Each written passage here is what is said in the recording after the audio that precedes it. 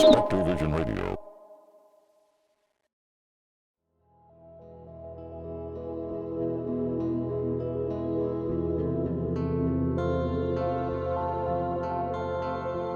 Hey there. Thank you for joining us for this episode of 13. Before we get started, as always, we want to thank our new patrons. Alicia Morgan, Elliot Slappin' Dat Bass Lee, Andrea, Roxy, Teddy, and Marnie Frisbee. Thank you so much for your support, and welcome to the Pod Fam. If you'd like to hear your name in audio, then you should check out our Patreon. You'll find perks like Patreon-exclusive bonus stories and merch, too. Head on over to patreon.com/pod13 or click the link in the show notes. Today's story is The Character, written by Rachel Baker. Are you ready? Sit back, turn down the lights, and now, on with the show.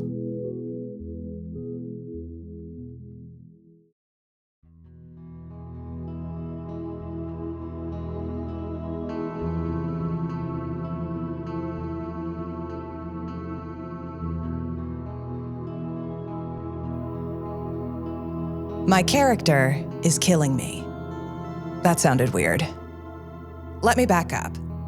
For the last 6 months, I've been working as one of those character performers in a big theme park.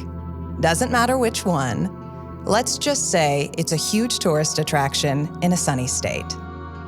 I'm exposed to a lot of screaming and bodily fluids, tears, snot, and other things. But there are also those moments when a kid's face lights up with sheer joy at seeing this character they adore, and I feel pure love pouring out of them.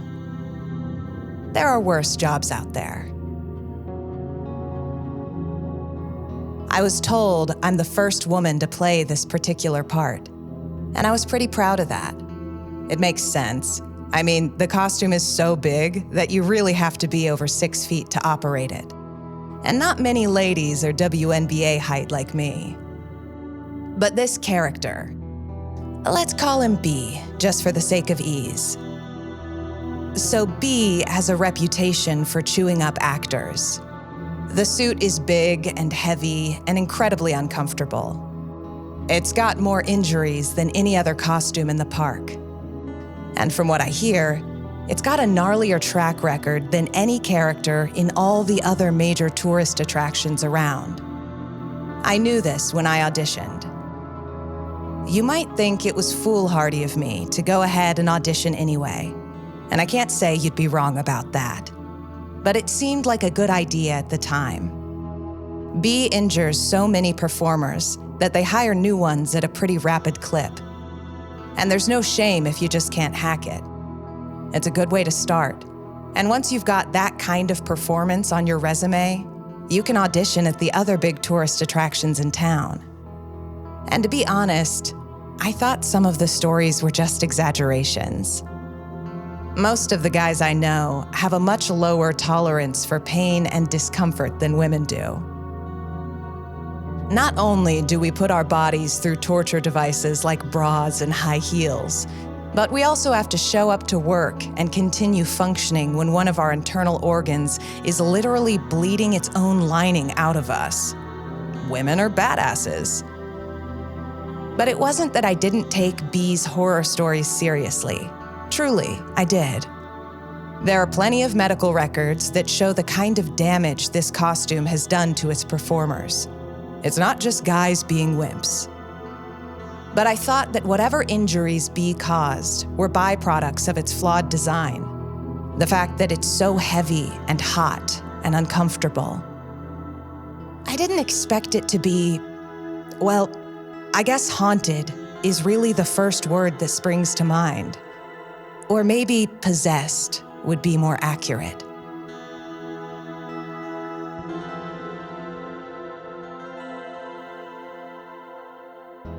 It started off in a pretty predictable way, I guess. I mean, the first time I put it on, my back hurt like a mother and my shoulders were sore for a couple of days afterward. But I expected that. And the union has policies for this suit for that very reason. We're not supposed to do more than 2 shifts in a week. We always have to have at least 1 day off after each shift, etc. So it didn't surprise me that my whole body protested strongly every time I forced myself to climb into that plushy torture chamber. But after a few sessions as B, things got a little weird. I started having dreams about B every single night. I know it's not that unusual to dream about your work. People do that all the time. But these weren't your usual, oh no, I'm late, naked, forgot how to do my job type dreams. I wasn't at work, nowhere near it. In the first dream, I was having a tea party with B, like the full-sized B suit, sitting across the table from me. And the table was one of those little kids' plastic tables with a pink tea set. Only it was all blown up to giant size, so I felt dwarfed by it. B didn't say anything, just smiled at me somehow. Which was strange, because the suit doesn't have any animation capabilities. It's just a static face. Or maybe it wasn't actually smiling. I just felt his satisfaction. He seemed so happy with me right then, and I felt pleased with myself for making him happy. He picked up the enormous pink teapot and poured out a drink for both of us. And suddenly, I recognized this scene from one of his cartoons. In it, B had fallen in love with some little girl's doll by watching through the window. It was kind of creepy when you really thought about it. He spent the whole cartoon trying to make her love him, thinking she was just being aloof and not realizing that she was a doll. He snuck into the house one day while the family was out and tried to replicate the tea parties that he had watched the little girl give her toys. And now, I was right in the middle of it. B finished pouring the tea for us and gestured for me to take it. It was weird to see this scene reenacted with the plush suit instead of the expressive cartoon, like seeing a Hollywood star without their makeup. I tried to reach out my hands to take the cup he offered me, to accept his generosity and make him happy. But my arms wouldn't move. Nothing would. I tried to kick my legs or nod my head, but nothing worked. And suddenly, I realized I was the doll. I woke up in a cold sweat, panting like I'd just run a marathon. I couldn't figure out why the dream freaked me out so much. It's not like anything overtly scary happened, and I couldn't really remember the details at first. Just something creepy involving the bee suit. Nightmares aren't exactly an unusual thing for me, so I brushed it off and went in for my next shift. That day, though, strange things started happening as soon as I put on the costume. It seemed even heavier than usual, and both bigger and smaller at the same time. Okay, that doesn't really make sense. I mean, it felt like the costume was huge, like a giant looming over me, enveloping me with its sheer size. But it also felt way too small, pinching under my shoulders and knees, and I got super claustrophobic. It was physically uncomfortable, but it also really messed with me psychologically. It felt kind of like voluntarily stepping into a coffin. As soon as the dressers finished suiting me up, I felt a change come over me. There were moments that I completely forgot who I was. Forgot what I was. It was like some other force took over my body and my mind, putting thoughts into my head that didn't belong there. When it looked at the kids, it wanted to do things to them. I wanted to do things to them. Terrible things that absolutely disgusted me. I freaked out, and I couldn't go back for the second section of my shift after lunch. I was actually afraid of myself, afraid I was going to hurt a kid. I caught hell for it, but they called in a backup to take over the suit for the next session. I just went home. I talked myself down And though I continued to have freaky dreams, I was ready to step back into the suit by the time my next shift rolled around. I'd been feeling fine the day before, but that morning I got incredibly sick.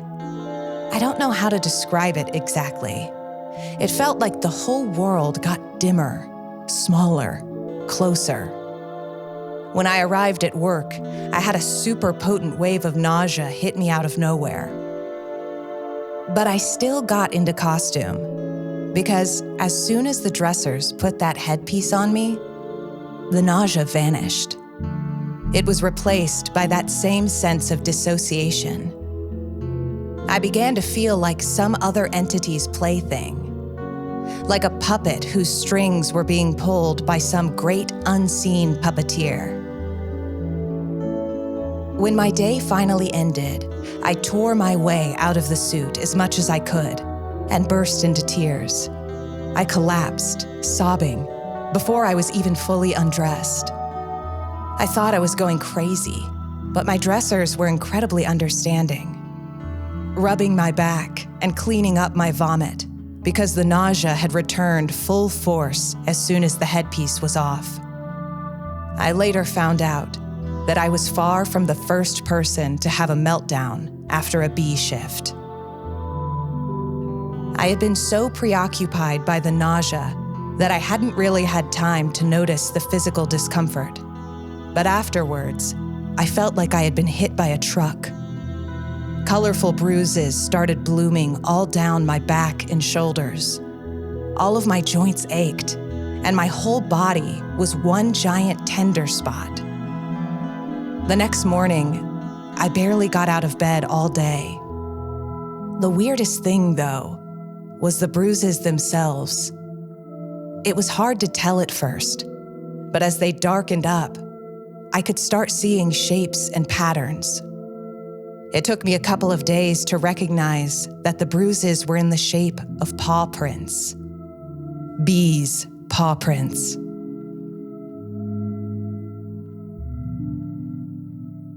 After that, I had a couple of shifts that were totally normal. I mean, I was sore and having bad dreams, but they felt more like normal bad dreams. And that was the freakiest part to me, because I was so traumatized. If I'd had one more creepy experience, I probably would have called it quits. But it was like whatever entity was messing with me knew exactly how far to push me before I would snap. Still, I told myself that it was over. Maybe I had imagined those things. I'd only just moved to town, and I was under a lot of stress. I had a passive-aggressive roommate who refused to clean up after herself, which caused an ant problem in the apartment. I was constantly arguing with my boyfriend about his emotional distance, and my family kept pressuring me to quit that pointless job and move back home. It wasn't the bee costume. It was all the regular life shit. Of course, the costume wasn't haunted or cursed or whatever. That's ridiculous. After a couple of weeks, I started having the dreams again. But it seemed like they were going through some kind of progression. I started living through other scenes from that same cartoon. The one with the stupid fucking doll. Every time, I was cast as the doll, watching the action unfold around me, completely unable to move. Those dreams continued, but I also started having dreams where I was at work in the bee costume, only I wasn't in control of my own actions. It would be just a normal shift until suddenly it wasn't. A little kid would walk up to me and do something weird or annoying, which, to be fair, happened in real life all the time. Normally, I'm able to shrug it off as part of the job, but in my dreams, it triggered something inside me, and all of a sudden, I found myself filled with this overwhelming hatred and disgust. More than that, a need to hurt something. Before I knew what happened, I heard screams, and the bee suit was all covered in blood, and this poor dismembered child fell to the ground in front of me. But the worst part was when I heard myself laughing, my voice joining this weird chorus with bees. Usually, the next day when I was in the costume, I would have little moments where I would space out and feel like I wasn't really in control. It freaked me out so badly, the idea that maybe I would actually reach out and hurt a kid. But no, I would never do that, right?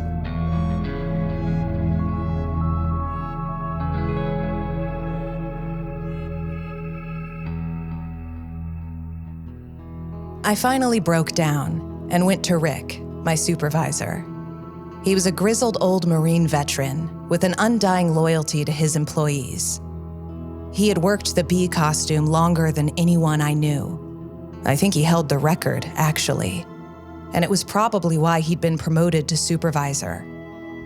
He'd been there long before the union set up all the rules that protected us today, and I often wondered how he'd managed it. Plus, he had always been my champion. He never liked the fact that the bee crew was such a boys' club, and he had spent years lobbying for the company to hire some tall women for the character. I liked him from the first day I met him. "Hey, Rick," I began. "Can I ask you something weird?" "You having creepy dreams?" he said. I couldn't think of how to respond to that, so I just stared at him in shock. He nodded. "Yeah, I wondered how long it would take." "Okay, lay it on me. What's been happening?" I told him everything. Everything. He didn't interrupt or scoff or seem freaked out. He just let me talk. He would grunt or hum occasionally to let me know he was tracking, and his eyes stayed focused on my face as I jumped around from subject to subject. When I'd finished, he took a deep breath and seemed to mull things over before he began speaking. "Okay, here's the thing about B. He'll chew you up and spit you out if you let him. I think he likes to test new meat, and most people just don't measure up." I shivered at the visual of us performers as meat. Rick continued, "But working with B can also be one of the greatest experiences of your life. If you become his favorite, and I mean his absolute favorite." Rick paused, and a shine came over his eyes. He didn't look at me, but past me, and I couldn't even begin to imagine what he was seeing. There was pure rapture there, but also a sense of sadness. Mostly, though, it just seemed like madness, and it freaked me out. He came back to himself. "Listen, you're one of the toughest people I've ever met. I wouldn't blame you if you walked away from the bee costume. No one would. But if you can stick it out, I think B might treat you to something he's never done for anyone else. He can change your life, dude, if you let him." Then he walked away and left me there, processing everything that he'd just said. Now, I recognize that I may be adventurous to the point of foolishness sometimes, but never let it be said that I am not up for a challenge. And Rick's description of the opportunities presented by the bee costume certainly sounded like a challenge. I mean, it sounded like insanity too. Absolutely. He talked about the damn thing like it was sentient. I thought it far more likely that the costume would tear my rotator cuff than grant me some kind of blessing. Still, I was curious, and I am more than just a little bit stubborn. So I stocked up on whiskey and asked my mom to send me some more of her special muscle-soothing massage rub. And I dug my heels in for more unpleasantness. No way was this bucking bronco gonna kick me off. Does that count as a mixed metaphor? I don't know. Whatever. The point is, I kept working the bee costume. I got offered shifts in other characters, and I took them when I could, because good Lord, I needed the money. But I still took B shifts too, even when the head of entertainment's secretary told me that I'd served enough time and I could become a regular for another character. I politely refused and said I'd rather be a regular for B. She was impressed and mentioned it to her boss. I was still pretty shocked when the head of entertainment herself came and found me after a shift, though. I was in the locker room, sweating like a pig, having just gotten assisted out of the full B suit. We have special underclothes we wear beneath the costume, so I was in the process of changing out of those and into my street clothes. I was so tired, though, that I'd only taken off the top, so I was sitting on the bench in my bra, taking a breather. Then, this woman breezed in, and I jumped up, feeling a crazy urge to salute or bow or something. I mean, she was like my boss's boss's boss, and I wasn't really sure how I was supposed to act. She was about my mom's age, nearly as tall as me, and rocking the hell out of a power suit and natural gray hair. I liked her immediately. She greeted me with a friendly smile. "Hi there, I'm Lila Barrington, the head of entertainment," I interrupted, then realized what I'd just done and fumbled for my shirt as I stammered an apology. "It's quite all right," she said, settling on the bench and patting the spot next to her. I tugged my shirt on over my head and sat back down, feeling awkward and self-conscious. She paused for a long moment, seeming to gather her thoughts before speaking. "So," she said at last, "my secretary tells me you've been taking on extra B shifts. She said you'd even asked to be a regular for the character." Yes, I have." "You know there's a reason we limit the B shifts so much." "Yeah, of course, and I'm grateful for the unions, it's not for the unions," she said, staring at me. I looked at her in confusion. "Miss Barrington, Oh, Lila, please. Listen, while the unions are important, the reason we limit B's shift has nothing to do with their influence.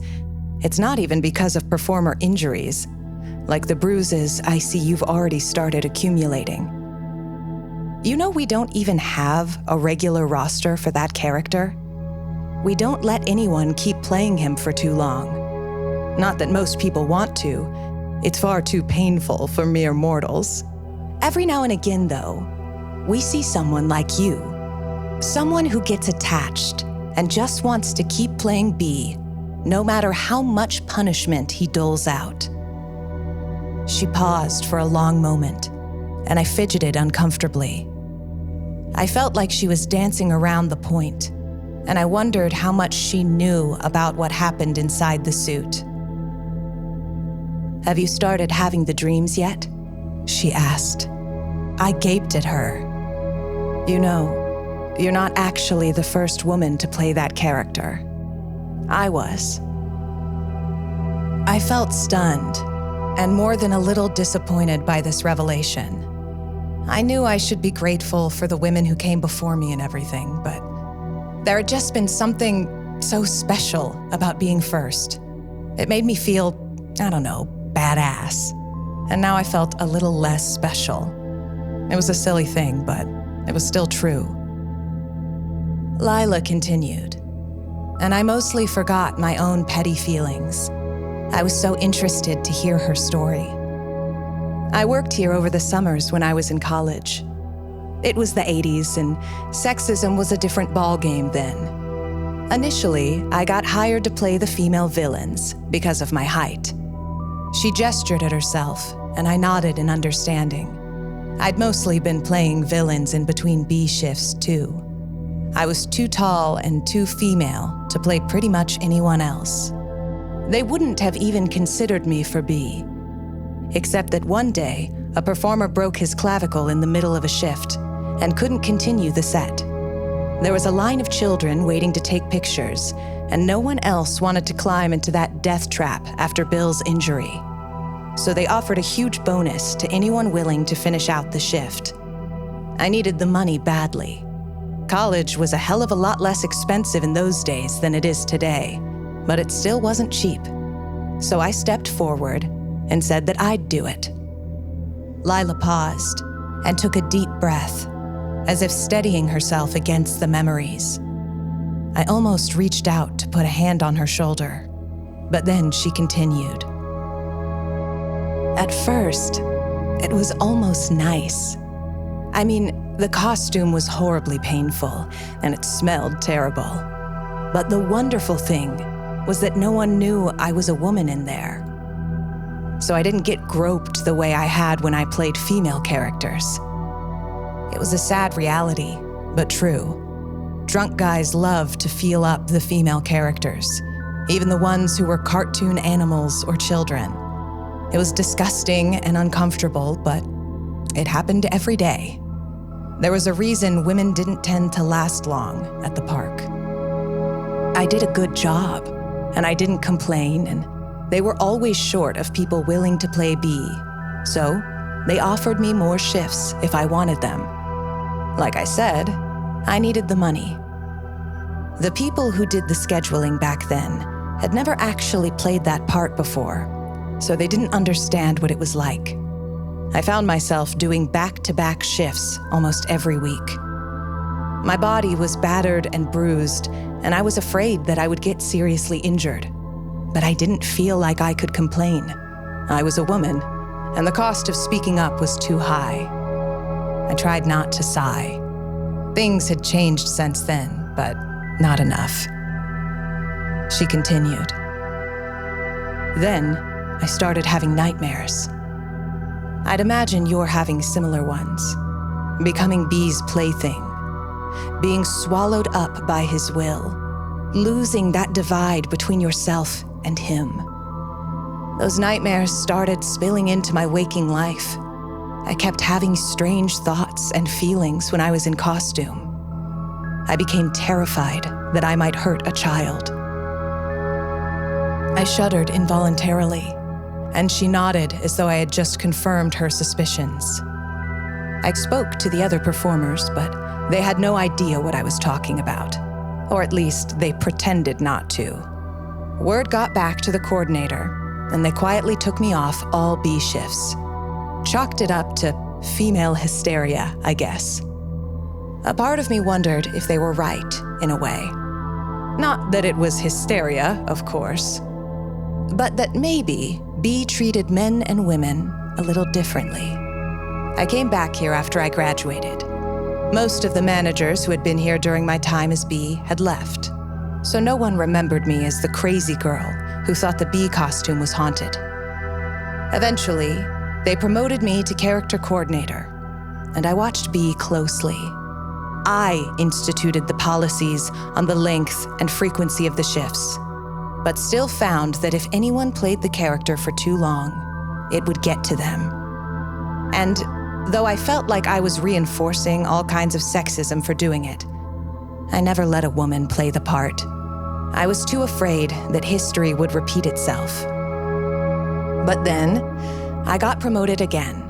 Suddenly, I was head of entertainment, and I was too far away to keep such a close eye on that character. I didn't even realize you had been hired until my secretary told me about you, and how many shifts you were taking, and that you wanted to be a regular. At first, it made me proud as hell, even though I'd never met you. I mean, you go, girl.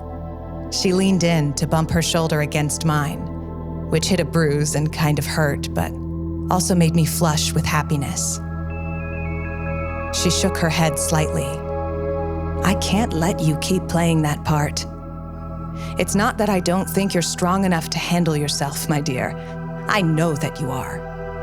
It's that I believe that character will eat you alive, and I simply can't be responsible for that. Yes, of course, I said, nodding my head.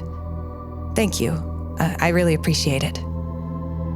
You're very welcome, she said, looking at me with a warm smile. I hesitated. There's something I don't understand, though, and I'm not sure if you can answer this question or not. I'll do my best, she promised. My supervisor, oh dear, Lila interrupted me, her hand going to her mouth, then running through her hair. Yes, he was one of my greatest mistakes, I'm afraid. Rick? Yes. When he came to us, he was already a bit, well, fragile. He's a veteran, you know, and he saw things in Kuwait that no one should have to witness. But he always loved B as a child, and he desperately wanted to play him, and only him. At this point, I was still experimenting with just how long someone could take being in the suit. So I'm afraid I let Rick take on a few too many shifts. He never talked about it, but I believe he started seeing things too. I'm not sure what, but he came somewhat unraveled. At any rate, eventually, Rick stole the suit. He just ran off in it at the end of a shift. Didn't even let his handlers take him back to costuming. He was found a few hours later, wandering by the side of the freeway, still in costume. He was screaming nonsense at passing cars when police picked him up. He spent a few weeks in the mental hospital. When he was released, he came into my office, tears in his eyes, asking if he could still work at the park. I felt so guilty. I knew that I couldn't turn him away. So I said that of course he could keep working here, but he couldn't play B anymore. He accepted the news quite gracefully, and we found a home for him in supervising the B performers. It seemed to be a natural fit, and I thought he was happy. She leaned in close to me then. Her voice deepened with intensity. But if he is telling you that you should keep playing B or take on more shifts, do not listen to him. He is a wonderful, sweet man, but do not get caught up in his madness. I am afraid that it could very well kill you. I'm not sure if I can accurately describe how I felt in that moment. Betrayed might be the best word for it. Not betrayed by Rick, not really. Betrayed by B. I think some masochistic part of me believed that suffering should always have a reward at the other end of it. What doesn't kill you makes you stronger, right? So if B was hurting me so freaking much, shouldn't there have been something amazing waiting for me? If I could just stick it out. But stick it out for how long? What was I waiting for? Some sign from the heavens? A pot of gold to appear in the costume one day? How long did I think I needed to put myself through this punishment before I realized that there was no prize for self-abuse? That only madness waited for me down the road. Okay, I said, releasing a breath I hadn't realized I was holding. Okay, take me off the B shifts. I'll move on to other characters. Just let me finish the shifts I'm already on the roster for. I don't want to leave scheduling in the lurch or make them scramble to fill the holes. I know they're always short on performers. Lila's face twisted, and I could tell she really wanted to ask if I was sure, or try to convince me otherwise. But she resisted the impulse. She was my boss, not my mother. And I think she respected the sense of obligation I felt towards my coworkers. So she just patted my hand and said, "That's very responsible of you. I'm sure they'll appreciate it." Then she slapped both hands against her lap and took a deep breath, doing that mental gear-changing thing I'd watched my own mother do 1,000 times. Her eyes flicked up and down, like she was gauging the effort it would take her to stand. And I wondered if the bee costume had inflicted some permanent damage on her joints that she tried to hide. "Well," she said, finally standing up, albeit slowly. "I suppose my secretary has plenty of work for me to get back to. It was lovely to meet you, Shelby. I have one more question for you, if you don't mind." "Of course not." I hesitated for a moment. "Do you know why the costume is the way it is? What happened to make it I honestly couldn't think of how to describe it. But she knew exactly what I was talking about. I have no idea, I'm afraid. The first summer I played him, I thought that maybe another performer had died in the costume or something, and it was haunted. But we don't even use the same suit anymore. I've sent it away several times for a complete redesign. And even if it were the same design, there's more than one suit. I nodded slowly, trying to think of alternative options. I really didn't know enough about the way these things worked to even begin to speculate. "I'm sorry I can't be more helpful," Lila said, looking genuinely saddened. "If I had my way, I'd pull B from the lineup entirely. No one should have to wear that awful suit as far as I'm concerned. But it's not up to me, unfortunately. B is an icon and far too popular to be removed from the park. So he stays, and we institute policies to mitigate the damage he causes." "That must be really frustrating." She nodded. "It is. And sometimes I think about just leaving this job and trying to forget the whole thing. But I don't think I could forgive myself if I walked away and then something truly awful happened. So, I do the best I can. Sometimes I drop the ball, but I do try. Is there anything else I can do for you?" I shook my head. "No. Thank you. This conversation has been incredible, actually. I really appreciate it." She smiled. "You're very welcome, my dear. I'll let you finish getting dressed." Lila walked out of the locker room, and I sat on the bench for another minute, thinking about the whole thing. I still felt a little betrayed, but also strangely relieved. I realized that I really didn't want to play B anymore. I was tired of putting myself through all that pain. It had been utter torture, and all for the sake of one man's vague promise of some non-specific reward. I was done. Well, almost.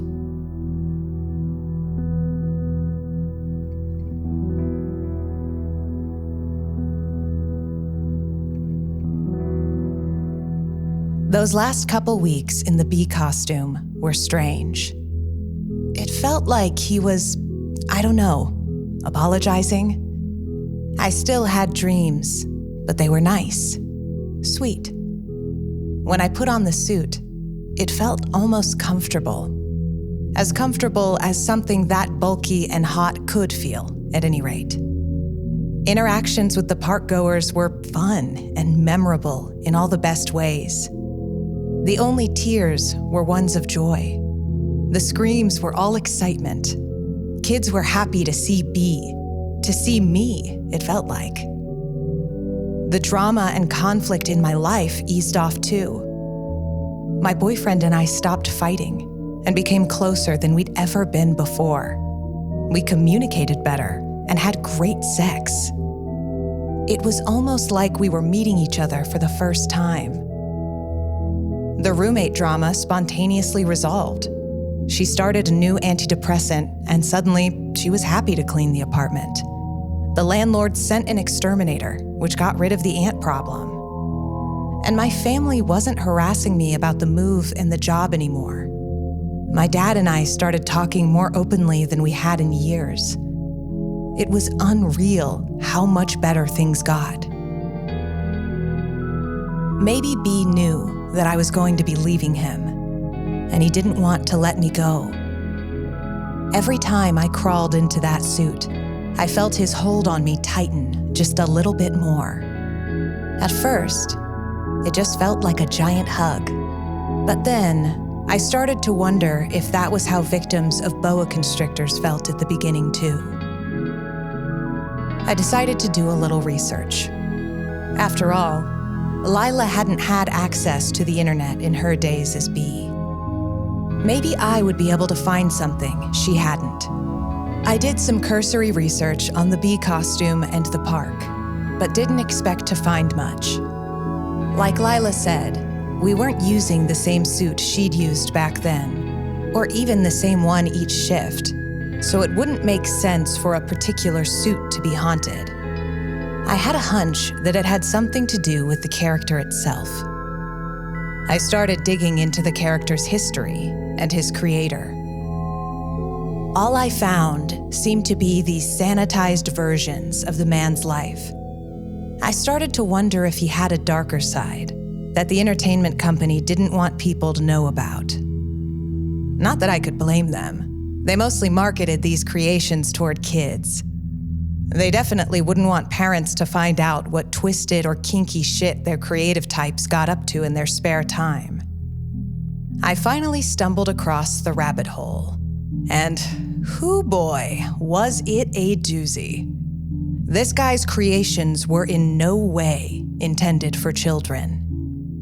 He was a deeply disturbed serial killer enthusiast who spent quite a bit of time in a mental hospital. His old therapist had been so disturbed by his obsessions and so shocked at his success that he had written a tell-all memoir once the artist was no longer a patient.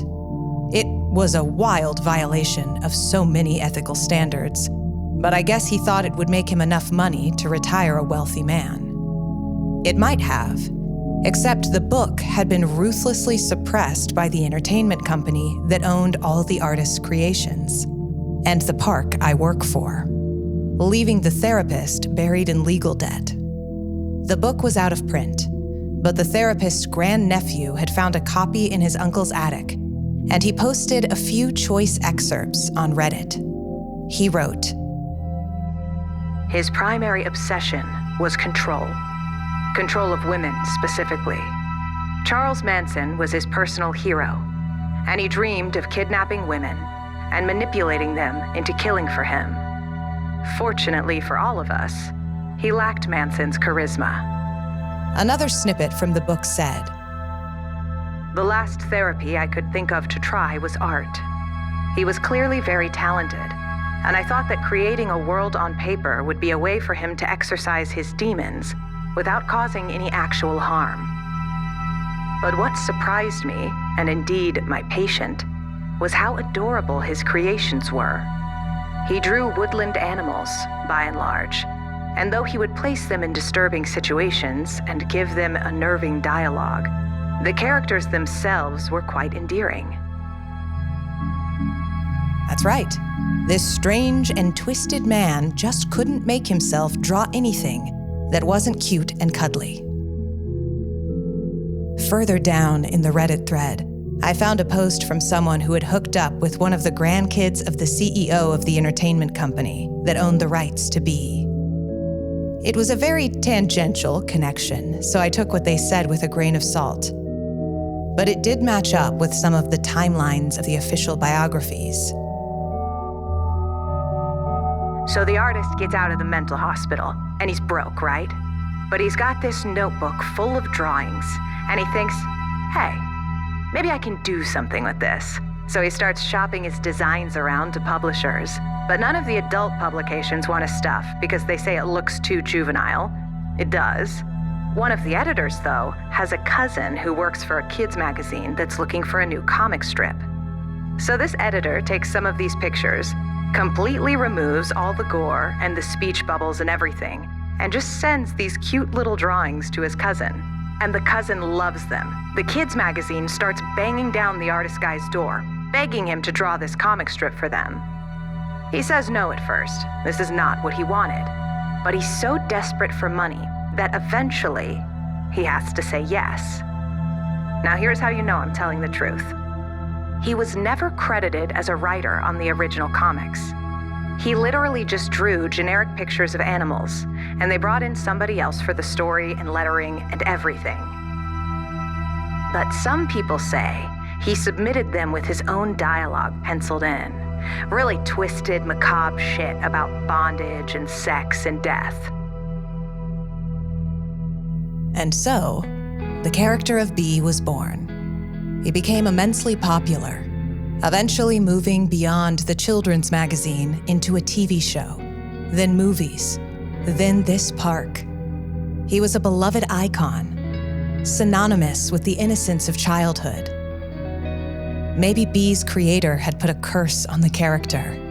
He was definitely into some unique brand of witchcraft devil worship that he seemed to have pieced together on his own. Or maybe he had just poured so much of himself into his creation that some of it remained no matter what.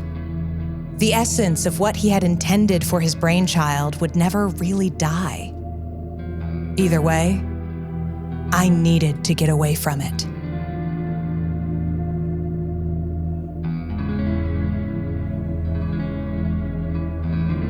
Today was supposed to be my last day as Bee, and I was nervous as hell when I got up this morning.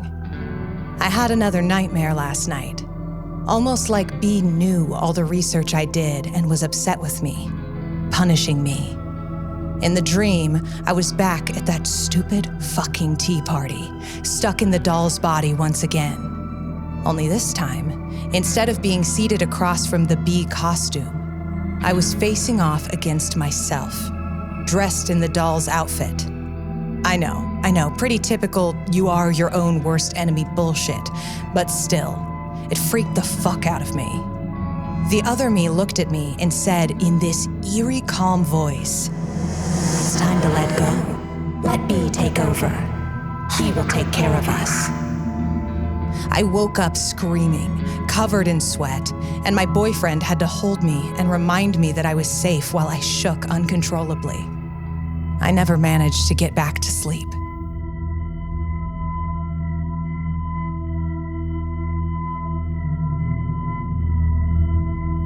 I so very much did not want to put that costume on when I got into work. I wanted to run to Lila and tell her everything I had found in my research. But I wasn't sure what good it would do. She already hated the character as much as I did, but couldn't get rid of it. Still, all the stuff I had discovered felt like things she should know. I thought she'd appreciate an explanation of sorts. I decided I would try to schedule an appointment with her and show her what I'd found, right after my shift. I talked myself into getting into the suit, hoping it would be like it had been the last few times, easy and almost comfortable. But this time felt different immediately. It hurt, not just discomfort, but real screaming pain. I hadn't even gotten fully dressed, and I already felt like I had been in the costume for hours. My body protested at the weight of it, my joints and muscles begging for mercy. It was so hot, so tight, so constricting. I felt like I was being eaten alive. I started hyperventilating, and when my dressers settled the headpiece over me, I felt like I'd been nailed into my coffin. I thought I was going to die in there. My handlers led me out to my spot, giving me sidelong glances and probably wondering if I'd lost my mind. My heart was pounding in my ears, and I was gasping for breath. I couldn't think clearly. Sweat was pouring off of me, and I felt hot and clammy at the same time. Is this what having a heart attack feels like? I wondered. My vision was cloudy, and one of my handlers had to put a hand on my arm and physically steer me through the crowd because I couldn't see where I was going. He leaned in and whispered in my ear, asking if I was all right and if I was up for this set, but I couldn't answer him. Somehow, I thought that I wouldn't be able to get out of this suit if I tried, like I was sealed in, stuck in there with Bee, trapped. I kept thinking I was going to pass out, but I didn't. Instead, I felt myself stand up straight, and I heard my voice telling the handler that I was fine and excited to meet the children. Except, it wasn't my voice. It was Bee's. Not Bee's actual voice, but my imperfect impersonation of Bee's voice, floating out from the head of the suit. I worked my mouth, hot tears pouring down my face, along with all the sweat, trying desperately to tell my handlers that no, that wasn't me. I was not all right, and I did not want to do this set. But no sound came out. I tensed my muscles, trying to turn and run back to the dressing room. But the costume carried me inexorably forward. No one around me noticed anything. We made it to the greeting area, and I panicked, beating my arms and legs against the suit. It moved without my input, going through the motions of greeting the guests, posing for pictures. I thrashed and screamed, but no sound came out. I was terrified that the character was going to do something horrible. But nothing happened. If the suit hadn't been moving of its own accord, it would have been just another normal day at the park, except for the whispers. I couldn't quite make out the words, but I could hear whispering throughout the entire session. At first, I thought it was just me losing my mind. But then, I realized that the guests were hearing them too, and hearing them more clearly than I was. They would come up and say hi and pose for pictures, and then their faces would shift, brows furrowing and jaws slackening as they listened to an unexpected sound. I had no idea what they were hearing, but then they would look at me in panic and revulsion or sheer terror and rush away. Adults would look disgusted with me. Children would start screaming and crying. I wondered what B was saying to them. I wondered if it would scar them for the rest of their lives. Then, I heard a whisper in my ear. It was so close and so clear. It shocked me so much that I stopped struggling for a moment. It sounded familiar, but I also knew that I had never heard it before. It was B's voice, but not B's voice. It didn't sound like the voice of the cartoon character from the movies and the TV show I'd grown up with, but somehow, I knew that this was the voice that B was supposed to have, that his creator had intended for him to have. "Isn't this easier, Shelby?" it said. "Just surrendering, letting someone else take over for a little while. You work so hard all the time. And for what? What does it get you? A terrible, low-paying job in a dirty, crowded city? A tiny apartment with a disrespectful roommate who doesn't even know how to clean the stove? Parents who criticize your every decision? Not to mention the mounds of student debt you'll never be able to repay. Oh, and your boyfriend is probably out fucking someone else right now." I wish I could say this galvanized me, that I started screaming and thrashing and cursing with everything in me because he was wrong. He was so wrong, and I couldn't let him be right. But I was so tired, and that voice was so reassuring. And what he said was true. And I just couldn't fight anymore. Time seemed to slow down, and I let my whole body relax. I sagged into the suit, and it supported me easily, completely. I felt like a child again, being carried by an adult much bigger than myself. The voice murmured soothing words in my ear, and I realized I didn't know the last time I had been so at ease. The set finished, and the handlers led us back to the dressing room, but I barely noticed. The lullaby of B's voice was still whispering through my mind, though the images it provoked had changed. Suddenly, I wasn't envisioning pretty forests and fluffy clouds, but rivers of blood and hills of corpses. I found comfort in visions of gore. I knew that there was something wrong with that, but I wasn't sure what. Oh, that was it. They should be children's bodies. Much better.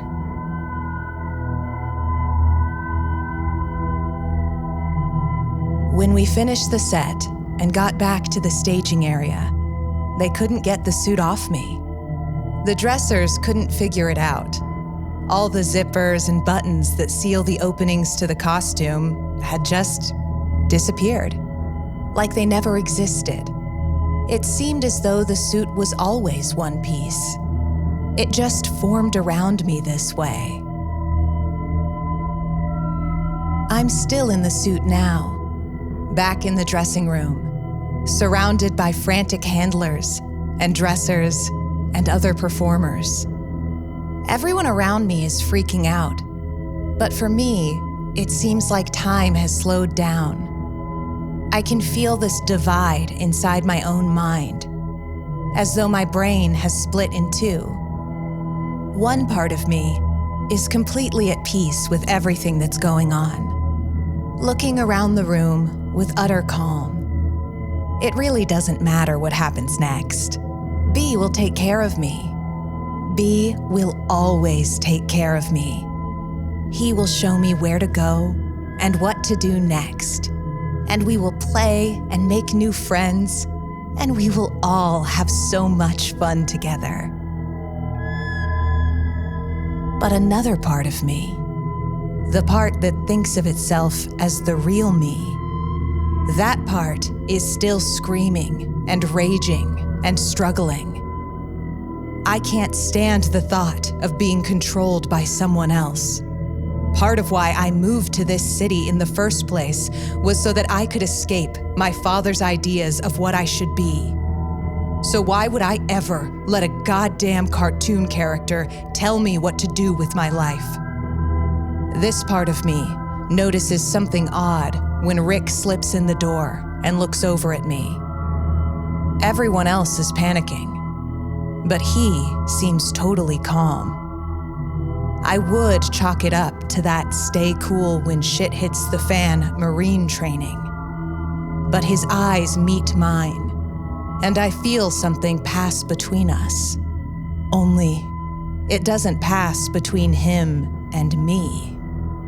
It passes between him and B. I'm not sure if I'm able to access some of B's memories, or if I just have a sudden flash of insight. But things suddenly start to fall into place. Rick is a favorite of B's. He came to the park traumatized, just wanting a return to innocence in the form of playing a character from his favorite childhood cartoon. B didn't usually talk to men, but Rick was open to it. He was vulnerable. B started whispering to him, and it freaked him out so badly that Rick ran off with the costume one day, hoping to destroy it. But B took over, wormed his way into his brain, and stopped him before he got too far. Even after they found him and hospitalized him, that little piece of B remained, changing Rick, eating away at him until it made him into a faithful servant. When Rick became a supervisor, he started pushing the company to hire female performers for the character, knowing how much B wanted women. Then I came along, and he dared me to stay. The bastard served me up as a dish for B. B frowns at this train of thought, disappointed at my rebellion. How can I be so ungrateful when he's offering me the world? Little girls should be more thankful for their gifts. The part of me that is in love with B surges up, desperate to please him, to be joined with him more fully. It tries to beat down my other half, to erase it completely until there is only us. B and me intertwined inseparably, off to make mayhem together. Won't it be fun? The door to the dressing room flies open, and Lila storms in, her eyes flashing with worry and rage. She looks like my mom, and a wave of homesickness hits me so hard that the real me is able to claw its way back to the surface for a second. Lila's eyes flick around the room, taking in the situation for a moment before she crosses to me. She places both hands around my head, and she stares at me through the absurd headpiece, trying to find my eyes. Shelby? She whispers. Shelby, is that still you in there? What's happening? Is B hurting you? I try desperately to answer her, to say something, anything, but I can't squeeze out a single word. This is it, I realize. This is how I die. Murdered by a fucking cartoon character. And I can't say goodbye to my mom or my boyfriend or even this woman right in front of me. B and that traitorous other half of me will take over my body and go on some kind of killing spree. I feel sure. How many innocent people will die? Will they hurt anyone I love? As the blackness closes in on me, I feel a rush of air on my back as one of the dressers finally manages to pop open a seam in the costume and begin liberating me from the suit. She screams in exaltation, and there is an excited chorus of voices.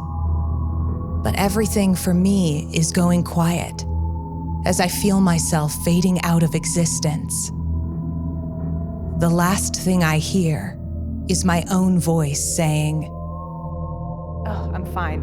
Thanks, Lila. I was getting pretty worried there for a second. But everything's okay now."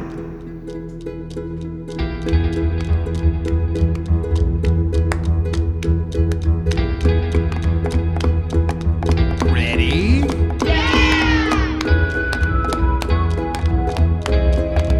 Thank you for joining us for this episode of 13.